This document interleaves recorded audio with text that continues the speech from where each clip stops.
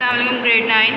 आज हमारी केमिस्ट्री की 4th क्लास है। Chapter productivity of elements. Last हम लोग ने इस चैप्टर को स्टार्ट कर लिया था, इसका इंट्रोडक्शन देख लिया था और डॉबिनर्स क्लासिफिकेशन के बारे में भी पढ़ लिया था।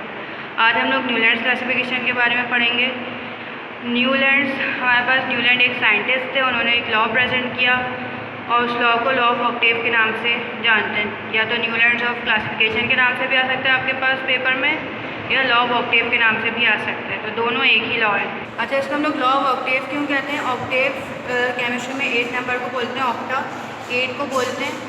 अब इसमें जो इनकी पहले हम लोग इनका लॉ पहले पढ़ते हैं, फिर उसमें मैं आपको बताती हूँ कि इसको लॉ ऑफ ऑक्टेव क्यों कहते हैं।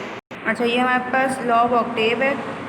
If elements are arranged in the order of increasing atomic masses, the 8 element starting from a given one has similar properties as first one. That is, its properties are a kind of repetition of the first, like the 8th note or in an octave of music. ठीक है, यहाँ पे देखें 8 element का जिक्र आ रहा है। 8 हम लोग ऑक्टा 8 को कहते हैं। इसमें इन्होंने कहा है जो हमारे पास एलिमेंट पहले तो प्रोडक्ट टेबल में कैसे अरेंज हुए हुए होते हैं, इनके मास इंक्रीज़ हो रहा होता है।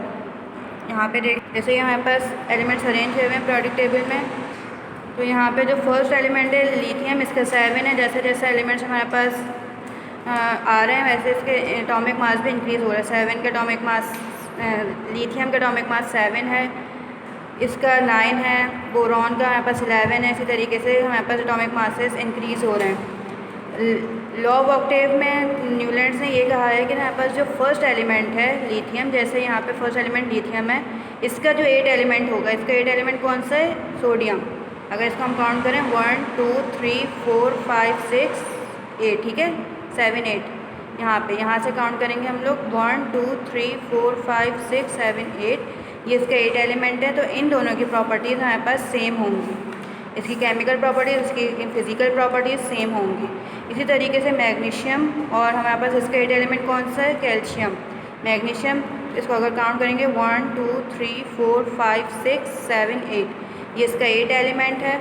और इसी तरीके से मैग्नीशियम और कैल्शियम की जो फिज़िकल और केमिकल प्रॉपर्टीज़ हैं वो सेम होंगी।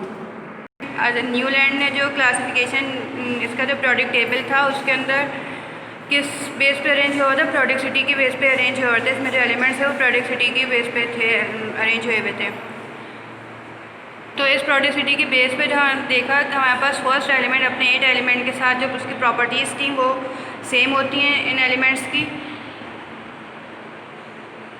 और इसी प्रोडक्टिविटी से हमारे पास हमारे पास जो मॉडर्न प्रोडक्ट टेबल है इसका आइडिया भी यहीं से आया था, इसी प्रोडक्टिविटी से, इन्हीं एलिमेंट्स के अरेंजमेंट से। अच्छा, कुछ टाइम के बाद ये लॉ हमारे पास फेल हो गया था, क्योंकि इसके जो ये बहुत कम एलिमेंट्स पे अप्लाई हो रहा था, सिर्फ ये 16 एलिमेंट्स पे अप्लाई हो रहा था।